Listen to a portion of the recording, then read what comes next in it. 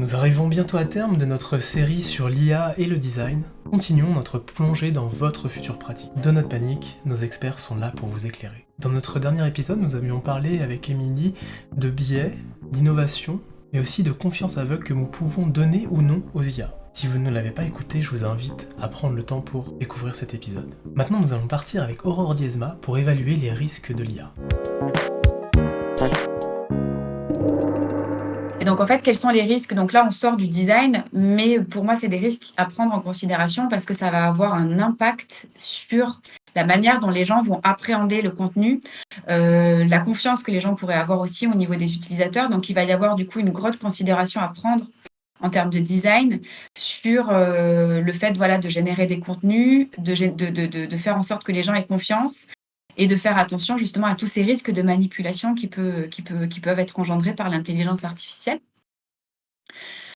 Donc les risques, c'est tout ce qui est notion de vie privée et sécurité, tous les biais discriminatoires dont on parlait, la source d'information, parce que malgré tout, l'intelligence artificielle se base sur des sources d'information qui sont faites par des humains. Donc des humains pourraient utiliser justement ces sources d'information pour manipuler les données et faire en sorte que ChatGPT sorte des énormités, que ça fasse justement, ça diffuse de fausses informations.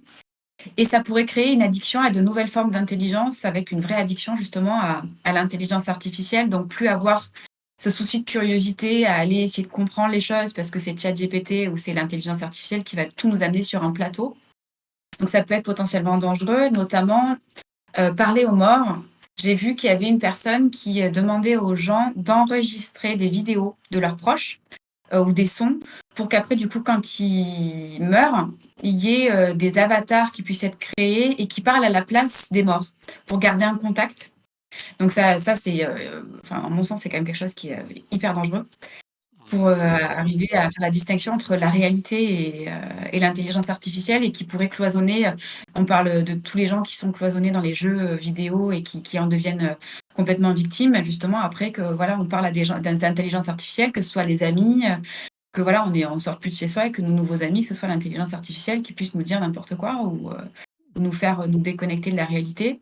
Et après, il y a toute la notion de catastrophe nucléaire. C'est ce que disait le fondateur d'OpenAI. Il disait potentiellement, par rapport à la guerre en Ukraine, si jamais, c'est pas le cas, mais les intelligences et les robots prenaient le pas, ils pourraient du coup lancer en automatisé des attaques nucléaires.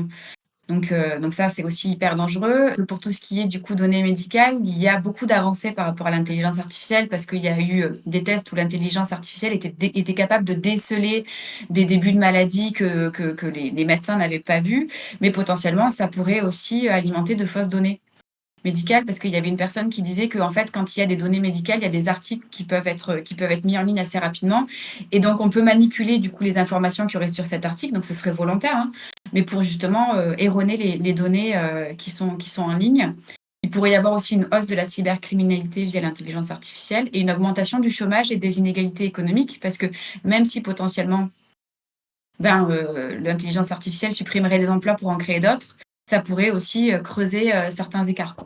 Pour le prochain épisode et l'avant-dernier de cette série sur l'IA et le design, nous reviendrons avec Émilie pour nous intéresser à la viabilité de travailler avec l'IA. Et qui dit viabilité, dit gestion économique, sociale et environnementale de nos actions. D'ici là, si vous voulez parler d'IA et de design, n'hésitez pas à rejoindre notre communauté Donut Panic sur Discord pour pouvoir échanger avec toute notre communauté. Bien entendu, Aurore et Émilie vous y attendent aussi.